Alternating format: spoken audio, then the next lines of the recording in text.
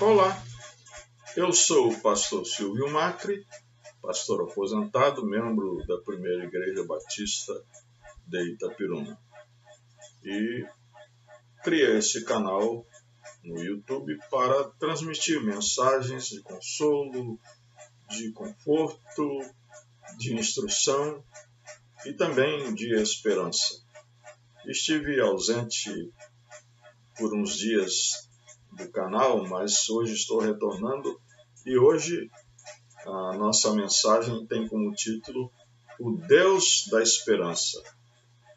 E nós vamos ler apenas um versículo para basear a nossa mensagem, porém usaremos outros textos da palavra de Deus. Romanos 15, 13 é o versículo que nós vamos ler agora e que fala do Deus da esperança. Aliás, usa esse título mesmo, o Deus da esperança.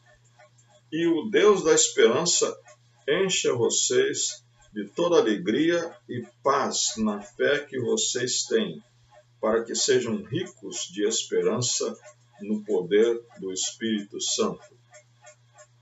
Nós vivemos em um mundo dominado pelo desespero.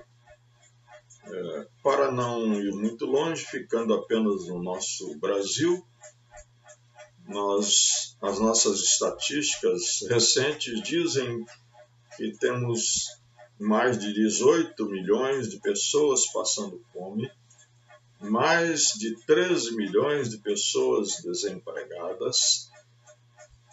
A pandemia do coronavírus vitimou milhões de pessoas, adoecendo-as e algumas matando mesmo. Mais de 600 mil pessoas morreram. Então temos muitas famílias atingidas pela dor e vivendo uma situação talvez de desesperança.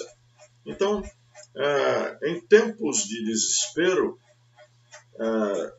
nós somos consolados pela existência de um Deus da esperança. Deus permanece sendo o Deus da esperança.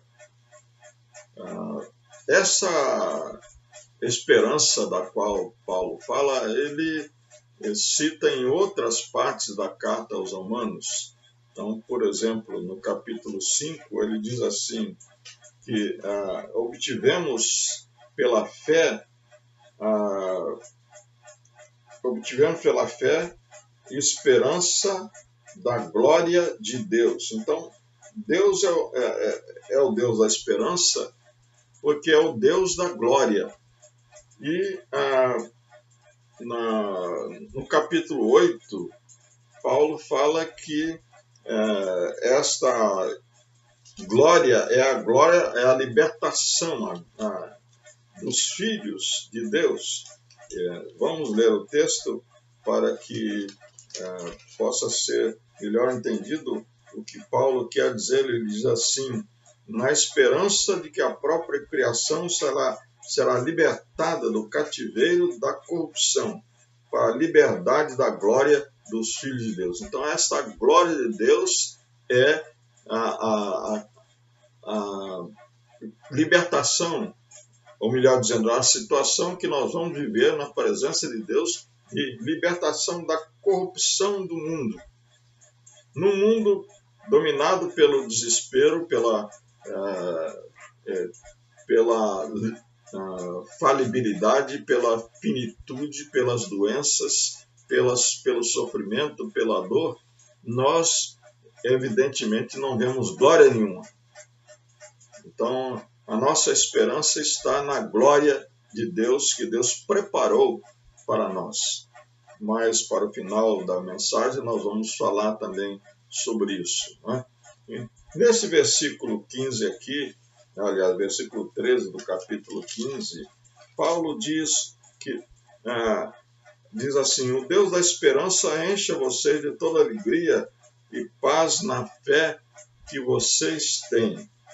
Mas antes, no versículo 5 do mesmo capítulo, ele tinha dito a respeito desse Deus que ele é o Deus da paciência e da consolação. E algumas traduções traduzem, no lugar de paciência, traduzem constância, quer dizer, perseverança. O Deus da perseverança, o Deus da consolação. Então, num mundo em desespero, nós precisamos de perseverança, nós precisamos de consolação. Então, esse Deus da esperança, ele é o Deus da esperança porque ele nos ajuda a perseverar, porque ele nos consola, porque ele nos dá paz no meio do sofrimento e da dor. Aliás, o versículo diz: o Deus da esperança encha vocês de toda alegria e paz na fé. Quer dizer, o Deus da esperança nos enche de alegria e paz por meio da fé. O capítulo que nós lemos anteriormente, o versículo 2, no versículo 1 do capítulo 5, diz assim: justificados, pois, mediante a fé, temos paz com Deus por meio de nosso Senhor Jesus Cristo. Então, essa paz de que Paulo fala aqui, que Deus nos enche o coração por meio da fé que nós temos em Jesus Cristo, é justamente porque, pela fé, nós somos justificados, um termo teológico que Paulo usa para falar de sermos absolvidos da condenação que nós tínhamos. Então, a paz vem ao nosso coração porque agora nós estamos seguros, estamos certos de que somos salvos, de que não há mais nenhuma condenação sobre nós. Aliás, no capítulo 8, no primeiro versículo, Paulo diz: agora, pois, já não existe nenhuma condenação para os que estão em Cristo Jesus. Mas também Paulo fala de alegria. A alegria vem pelo perdão. O Salmo 32 diz assim: bem-aventurado é aquele cuja transgressão foi perdoada. Há uma grande alegria no nosso coração porque Deus nos perdoou. Porque Deus falou conosco num tom de conciliação, ele se reconciliou conosco através de Jesus Cristo. Ele veio até nós, aliás, nesse capítulo 5, diz justamente isso, que Deus prova o seu amor para conosco quando nós ainda éramos pecadores, pelo fato de Cristo ter morrido por nós nessa condição. Então, agora, justificados pelo seu sangue, somos salvos. E então somos reconciliados com Deus mediante a morte de seu Filho. Então, isso nos traz alegria ao coração. Somos alegres porque temos perdão. E também, no versículo que nós lemos como base para a nossa mensagem, no versículo 13 do capítulo 15, Paulo diz assim: para que vocês sejam ricos de esperança no poder do Espírito Santo. Quer dizer, o Deus da esperança, ele nos enriquece de esperança. Quer dizer, ele nos enche de esperança, ele nos torna ricos de esperança pelo poder do Espírito. No mesmo capítulo 5 que nós lemos anteriormente, diz assim: a esperança não nos deixa decepcionados, porque o amor de Deus é derramado em nosso coração pelo Espírito Santo que nos foi dado. E no capítulo 8, Paulo diz que nós, pelo Espírito, que nós podemos ter certeza que somos filhos de Deus e podemos chamar Deus de Pai. E sendo filhos, somos herdeiros. Herdeiros de quê? Herdeiros da esperança da glória de Deus. Não é? Herdeiros de algo maravilhoso que Deus preparou para nós. Não é? Aliás, nesse mesmo capítulo 8, ele diz que as coisas que nós sofremos neste mundo, ele diz, porque para mim tenho por certo que os sofrimentos do tempo presente não podem ser comparados com a glória a ser revelada em nós. Então, o Deus da esperança nos torna ricos de esperança. Precisamos de esperança. No meio do sofrimento, no meio da dor, no meio das dificuldades, das adversidades, precisamos manter a esperança. E é pelo poder do Espírito que Deus derrama a esperança em nosso coração, por meio do amor que Ele derramou em nosso coração. No capítulo 8, no final do capítulo 8 de Romanos, tem aquele hino magistral em que Paulo diz que nada pode nos separar do amor de Deus. Nem anjos, nem nenhum poder deste mundo ou de outro mundo, nem a morte, nem altura, nem profundidade, nem fome, nem nudez, nada pode nos separar do amor de Deus que está em Cristo Jesus. Amor esse que Ele derramou em nosso coração pelo poder do Espírito Santo.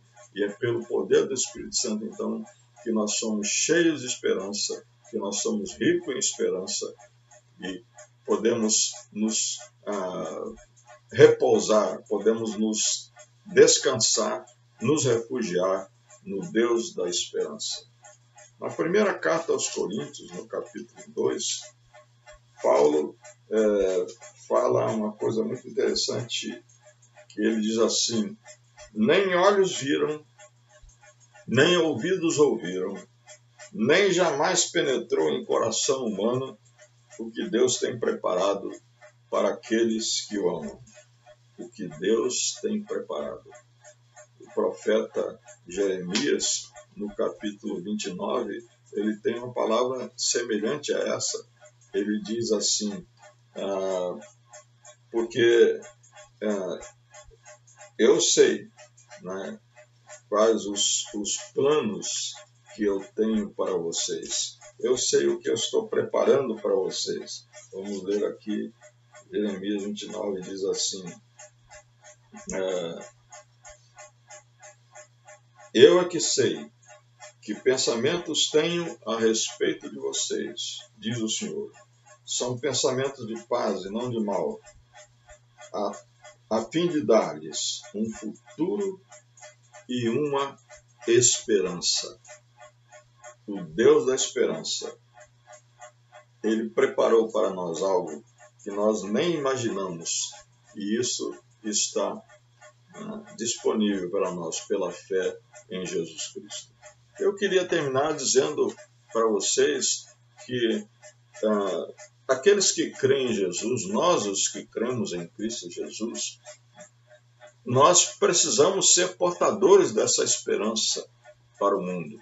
Nós que temos esta fé no Deus da esperança, precisamos, neste mundo dominado pelo desespero, ser portadores da esperança, transmitir a esperança, levar essa esperança para o coração dos desesperançados. Que Deus então nos abençoe para que realmente sejamos portadores da esperança neste mundo dominado pelo desespero. Amém.